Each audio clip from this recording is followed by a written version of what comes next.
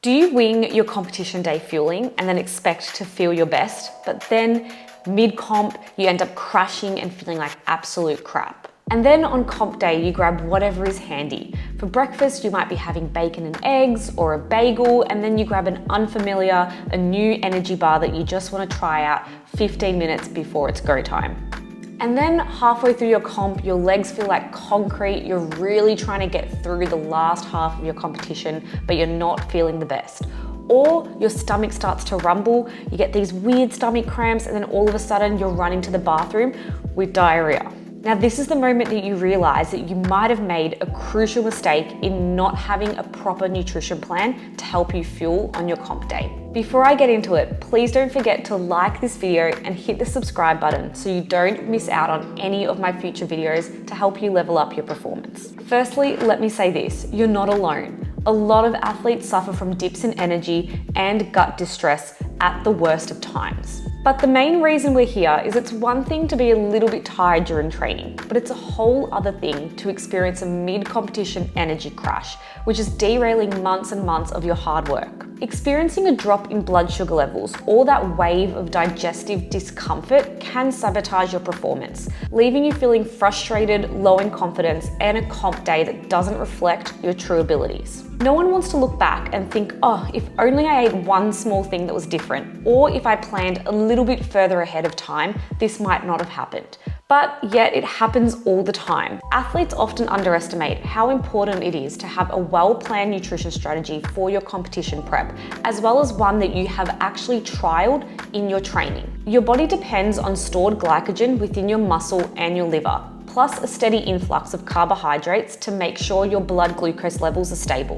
Carbs are your gold standard, but here's the catch, they are limited. Prolonged and intense exercise can deplete these stores, and if you haven't adequately fueled beforehand, your body will scramble for alternatives. This can mean breaking down your muscle protein or tapping into your fat stores, which can seem like a good idea at the time, but in reality, it's a less efficient energy source, taking longer to kick in. And scientifically speaking, as your blood glucose levels drop, your central nervous system can't work at full capacity. Simple tasks like maintaining your pace, keeping good form, or making quick decisions become quite difficult because you end up feeling dizzy and low in energy. And on top of this, if you are eating foods that you haven't trained your digestive system to handle, you are then at risk of stomach pains, nausea, bloating, and diarrhea. A random breakfast burrito or an energy gel that you've never tried before might seem convenient, but can lead your stomach into havoc. This is because hormones like cortisol elevate during stressful conditions such as training and can impact your digestion.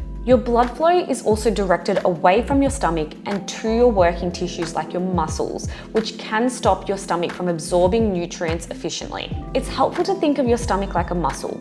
You need to train it to learn how to tolerate your foods under stress, so that it knows exactly how to absorb and digest it efficiently. Planning and practicing your comp day nutrition ahead of time might sound obvious, but you'd be surprised with how many people skip this step. You might even find yourself saying, oh, I'm just gonna have a little bit more pasta the night before a comp, or I'll just grab a banana before the race, that'll do it. When in reality, the most dedicated and high-performing athletes prepare their nutrition ahead of time.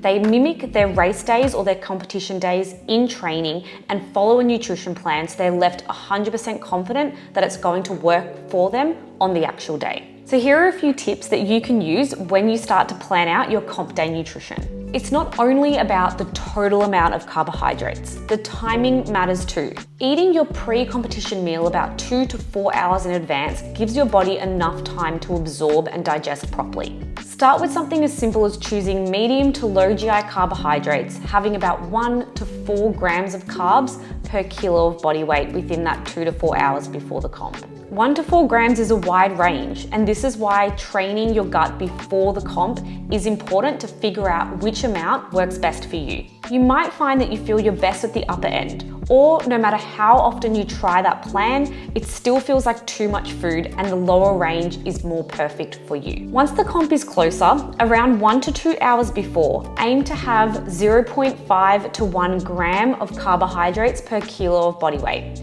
Here you want to focus on easier digestible carbohydrates with lower protein, fiber, and fats. And then around 15 to 30 minutes before go time, you want to top off your energy levels and glucose with just an additional boost of carbohydrates. Think a banana, energy gel, a few lollies, or half a sports drink here will suffice. And then once your competition is underway, you may need to continue fueling throughout to make sure that you keep your blood glucose levels stable. If your competition is between 1 to 2 hours, you can aim to consume 30 to 60 grams of carbs per hour. If your comp is between 2 to 4, 40 to 90 grams of carbs per hour is suitable.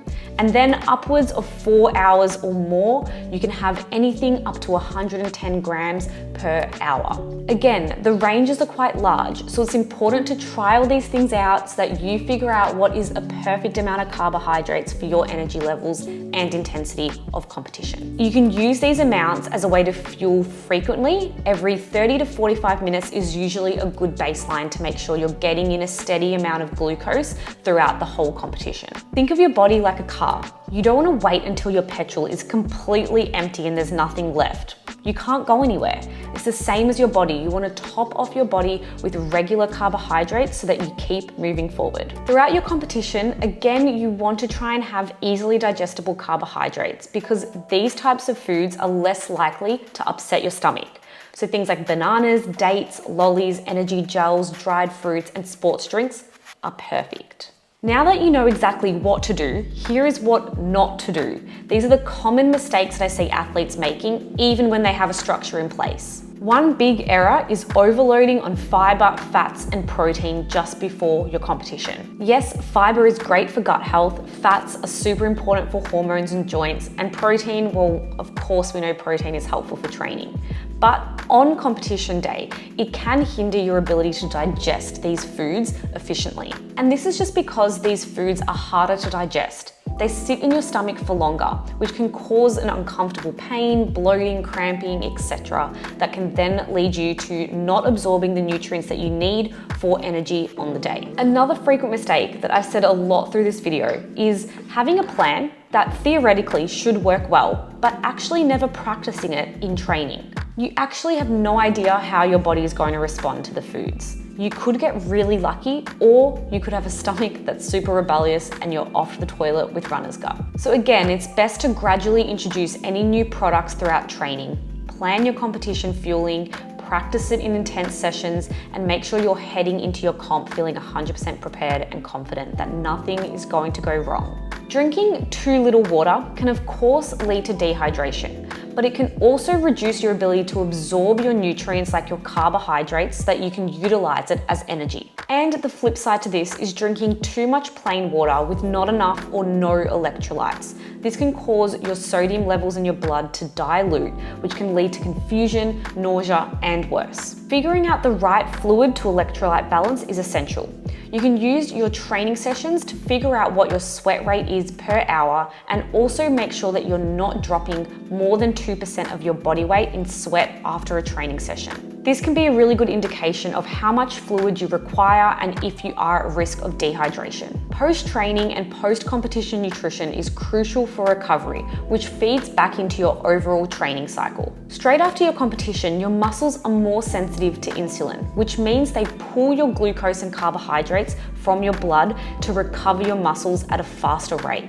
So consume a combination of protein and carbohydrates around 30 to 60 minutes after your competition is finished so that you kickstart your recovery and you reduce the chances of feeling sore the next following days. I hope this video is helpful and gets you planning your next competition day nutrition. Please don't forget to like and subscribe to my channel, as well as drop a comment below if you have any questions.